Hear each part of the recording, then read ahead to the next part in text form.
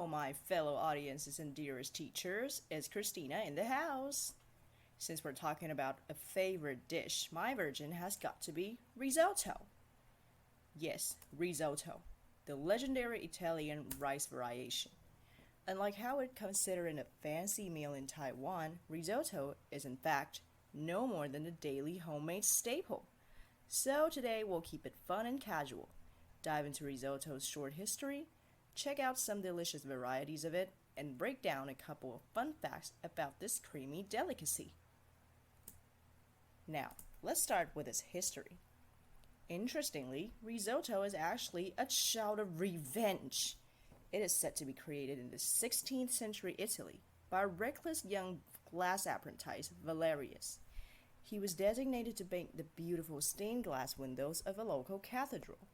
Yet many residents made fun of him, giving the red colors credits to saffron, a kind of herb. Out of anger, Valerius added excessive saffron into the guest rice at his master's wedding, hoping to ruin the dish and everyone's day, but instead he successfully failed. The rice received great reviews, and the prototype of risotto, Risotto alla Milanese, was born. Of course, it soon rose to nationwide fame and thus developed into the now world-famous Italian dish. Here is the said risotto al Milanese, and as you can see, is orange, exactly where the saffron lies. It's the unique color and taste that spice up the plain taste of white rice and, of course, people's tables and plates.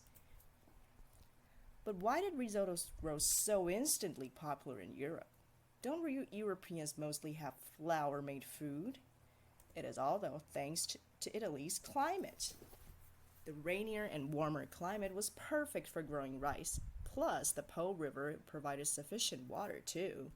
Also, back in the Middle Ages, spices from the East started landing on the European continent, so people were fascinated by the brand new flavor and varieties. Rice is no longer plain. Guess it's only a matter of time for risotto to boom. Thus, nowadays, risotto is one of the dishes with most variations on earth. It goes perfectly with anything you want. Scallops, truffles, lobsters, mushrooms, asparagus, sausage, meat are popular examples. So there are basically endless possibilities with risottos, such as prawn risotto, black squid risotto, lemon chicken risotto, etc., etc., etc. Among millions of these varieties, my own pick, my own bias, is rotisserie chicken risotto, especially if with cream sauce and melted cheese. Ah, what a luxury it is. Great! Now that we've got to run around risotto a little, let's check out some fun facts of this historic invention from preparing, making, to enjoying. Okay, first, before you start, you may think that 1. Risotto is hard to make. Absolutely not. Okay, maybe it's not that easy, but it is absolutely nothing that only chefs or masters can touch. Just by some practice, some patience, and a little bit of passion, follow these easy steps and you will surely fall in love with making and tasting this satisfying dish. And as you can see, these are actually the only ingredients you need for making a basic cheese risotto. So, don't be afraid.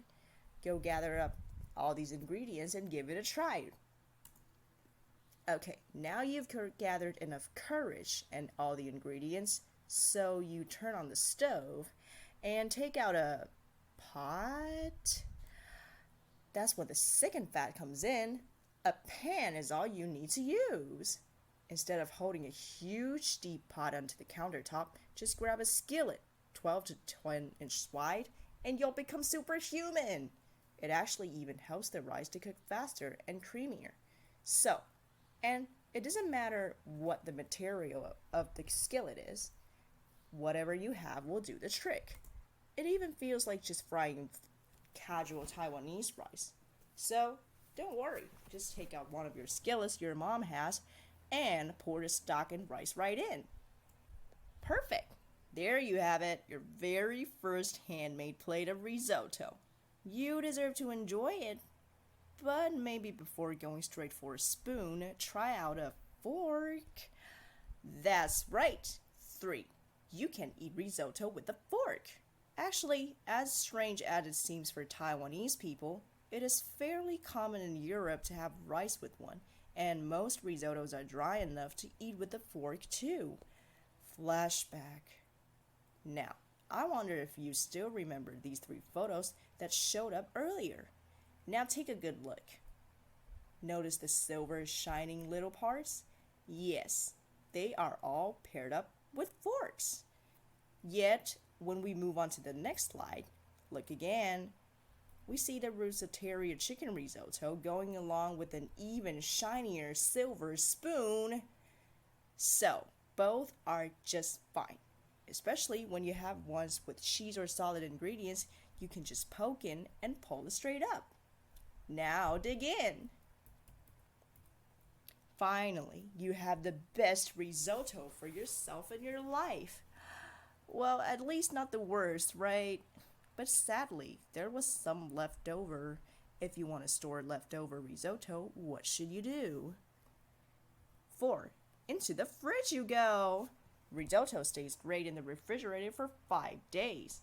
Though it will become a complete block, just give it a splash of stock or water and reheat it gently with a kiss of fire. Then it'll become to life. Now, you never have to worry about cooking too much and wasting any food. Well, the more the better, isn't it? So, well, that would be all for today. Oh, you asked, so the moral of the story? Huh, easy. Try out risotto today, because I firmly believe that you will absolutely love it. Guaranteed. Thanks for y'all's attention. See you next time. Bye-bye.